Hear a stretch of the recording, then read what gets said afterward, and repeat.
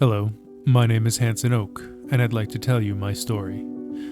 Perfection is as much an obsession among some as the pursuit of wealth, but it's as unattainable as reaching the horizon. None of us are perfect, and those convinced they're the exception tend to be even less so. We all travel with our personal pack of peccadillos, beautifully flawed and deliciously defective.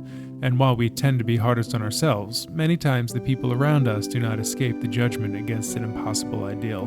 Tragically, many of those pushed into the periphery for the audacity of being different have been children. A year ago, I received a letter asking for my help with such a child in Prague. She was 7 and delegated to a home that cared for countless children just like her, once cast off for their oddities, orphaned by tragedy, or released by their parents because they did not or could not care for them any longer. Veronica was born with hideous physical deformities, defects so extreme that some questioned if she was a human at all. Her eyes were large, black from edge to edge, inky, emotionless orbs that reflected no light. Her skin was pale, rigid, stretched far too thin over her bones that grew angled and wrong. Her hands were gnarled and curved like exposed fine branches of the trees in the wintertime. She never spoke, never cried, and was never loved. Veronica was abandoned as soon as she came into this world. Her nursery was the gutter she was thrown into. Veronica was left to die, but even death refused such a wretch, and so she fed on the rats and the cats and the children who did not listen to their parents and ran off. Dramatic, isn't it? But what good local legends and cautionary tales aren't? In truth, there's no record of Veronica ever eating a child. In fact, there's no record of Veronica's birth, either a date, location, or the names of her parents, which only meant that she was born into poverty. Records were only important for those who mattered. There is no mention of her life before she was taken by the orphanage, again, perfectly normal as things go, but there was a great many tales of her time spent there. Tales so terrible that any exaggerated backstory she was given seemed perfectly believable, and her nickname, the Beast of Bohemia, well deserved. From the beginning, Veronica preferred her isolation. She always took to the darkness of the corners or the closets than to the bright spaces and open rooms where the other children played. For the most part, her behavior and appearance caused children and staff alike to pretend she did not exist at all in the hopes that she might just disappear. She ate what she could scavenge, yet outpaced the others as she grew, reaching terrifying proportions, leading to curious and grotesque rumors of what or who she might have been eating when no one was watching. If the written accounts of the staff are to be believed, Veronica seemed to have a vendetta against those who found good fortune. A child being selected by a family for adoption was a celebration shared by all. It was the universal dream of an orphan, but it wasn't long after Veronica came to this place that the celebrations and even conversations of adoption ceased and became coded whispers. Driven by jealousy or malice, it was said that Veronica would hunt and torture the children that had been placed in homes the night before they were to leave. One victim had her hair pulled so hard that it ripped the flesh from her face clean off. Another was found tied and bound behind a furnace, cooked completely through.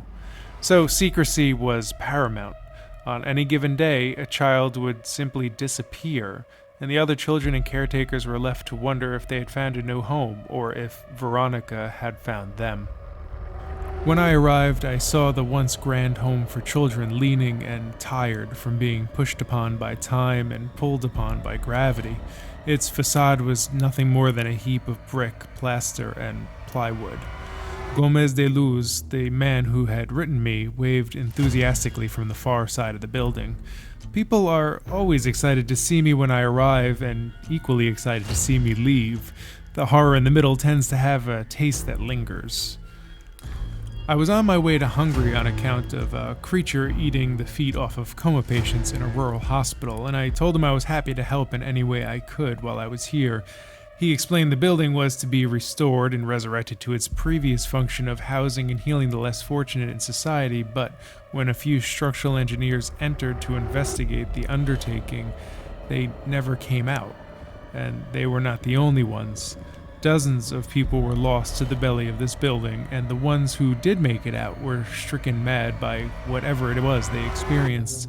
This is where Gomez felt I should make an appearance in the story to rid the place of the evil inside. You mean you want me to rid this place of the beast? I asked. He almost suffocated me with the heavy hand he put over my mouth, an attempt to silence me before the monster could hear my words, to know we were coming and ready itself. He said a stiff prayer to clean the air of her name.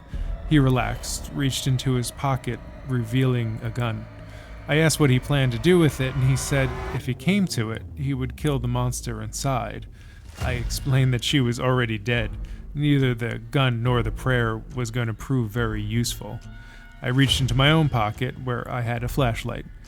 The night was hot and humid, and rain was beginning to tap against the cobblestone streets and the slate roofs.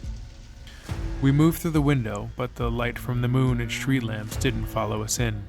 I turned my flashlight on and shined it down the endless corridors and countless shadowed rooms that surrounded us. The sounds of footsteps, both the soft trotting of bare feet and the hard clicking of stiff heels, echoed from everywhere and nowhere. Voices, words muttered and dulled by time and thick air were impossible to translate to our living ears, but we can hear it and feel it all the same. For as hot it was outside, inside chilled me to the bone. I felt Gomez's hand squeeze my arm. "We should go now, Mr. Oak," he said in a whisper. "Let them knock this place to the ground and burn it. We'll just start over again." "The beast is bound here," I said. "Break the chain and she can go anywhere and torment anyone, or worse.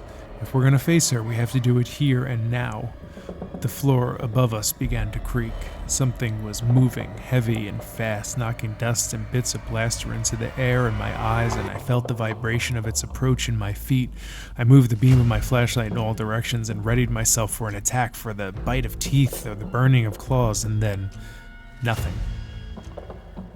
"Hello, Mr. Oak," a small voice said behind us, and I spun and lit the face of a small child, which was clawed and deformed, its teeth and bone exposed, the eyes sunken into the safety of their sockets. "We were wondering when you'd come." Gomez looked between us, and I didn't explain that it would be more unusual for this ghost not to know me. I just looked at the child and promised that I was not here to hurt it, to which it replied, "That's what she said you would say."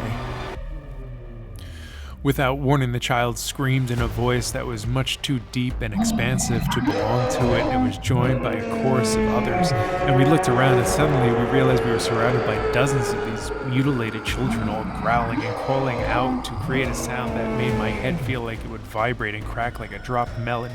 Gomez clutched his ears and pulled his gun and pointed at the spirit in front of him, and before I could protest, he pulled the trigger, and the sound of the shot silenced their screams and left us in a void that gripped us all. The child looked down at its chest, expecting to see a wound that wasn't there. Then it looked at me through the tops of its eyes and said, "You promised, Mr. Oak.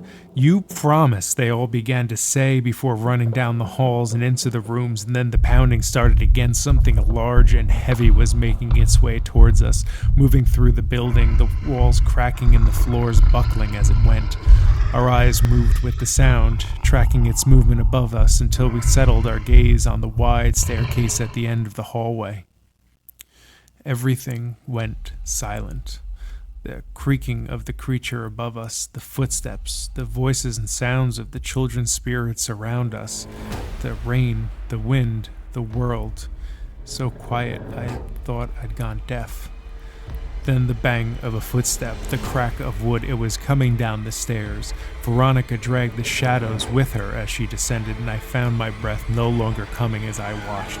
If anything, the descriptions of her were kind. She was as pale as winter ash, her veins clear below the flesh, the blood inside long arrested and black as tar. Her eyes were a starless night behind closed eyes in a locked box buried in the gut of the devil himself. I stepped back, my instinct to survive tugging at my coattails and begging me to run, but my foot fell through the rotted floor, followed by the rest of me. I tumbled into oblivion, punctuated by a sharp pain as I hit the bottom of the stiff dirt floor. "Mr. Oak!" I could hear Gomez shouting somewhere above me. "Are you okay? It's coming, dear God, it's coming!" I tried to yell for him to run, but I couldn't catch my breath. I felt the sharp sting of a broken rib poking at my lung. Disoriented, I picked up my flashlight and pointed it at where I thought up might be. Gomez jumped down to where I was, landing close enough to kick dry ground into my face, and I choked on it, and also some blood from my wounded lung. The fires of the furnaces ignited around us, and the light from their bellies cast over the stone walls and rocky dirt floor. The shadows were the faces of children who hissed and screamed with the crackling pyres that barked hot breath and singed the hairs on the back of my arms and neck. And the far end of the space, from the corners that wore shadows like curtains holding their ground at the periphery of the stage, that darkness unzipped, and the monster known as Veronica once again made her approach. I rolled to my side, pushing against the rock I landed on to try to get to my feet, but as I did, the creature screamed out in a rage that shook the beating from my heart. I didn't dare move, or breathe, or blink, but my attention was taken by what my hand was touching. It wasn't a large rock, but a small skull. I looked all around and saw dozens of other bones and skulls poking from the dirt like some macabre garden. I plucked one out of the ground, turned it to Gomez, who gasped as he had looked into the cracked eye sockets. "The stories are true," he said. "These are the children she killed." I looked across the mass grave that we found ourselves in to the monster seething with ire. Then I saw something different. I forced myself not to look away and instead looked deeper into the void of Veronica's eyes. And there I saw something I wasn't expecting. I saw uncertainty, and I saw concern. I lifted the skull high above my head, and her gaze followed. "She didn't kill them," I said. "I think she's protecting them." Veronica leaned forward, digging her long, sharp fingers into the soil and pulling the skulls towards her like a poker player clearing the table of his winnings. I began to pull some into my own arms, balancing as many as possible against my chest. Veronica let out a scream that fed the fires and raced towards me with the speed of rain ushered by a hurricane. Gomez reached for his gun, but I pushed his arm away, and when I looked back, her face was an inch from mine. I could smell the mingling of time and death on her thirsty flesh. I looked deep into her eyes and saw my life and my death in a singular moment that took me away from the dark and heat of the basement and into a corner of being that connected us in a way that all things are connected. And I whispered, "I will take them now. I will bring them home. You can rest." Then I was back in the basement and she was gone. The ground she stood upon was black and thick as if it had been burned. The skulls rattled in my arms like dried gourds. The fires dwindled. The shadows took hold. The darkness painted us like shades of nothing, and we were alone. "Mr. Oak," Gomez trembled. I want to go home." If you followed my stories, you've seen me mention a placement service of sorts that my wife and I have started. We facilitate the connection of lost spirits with willing hosts, like an older couple with no children of their own who take on the ghosts of children lost too soon. It took almost 3 years, but I'm happy to report that we helped to guide almost 50 young spirits to happy hosts, just in time for the newly renovated children's home to open. While the new building barely resembles the old and joy is clearly felt in the halls, some say at night, if you're quiet and move slow, you could still see Veronica lurking in the shadows of the corners of the bedrooms, watching over their most vulnerable and valuable residents.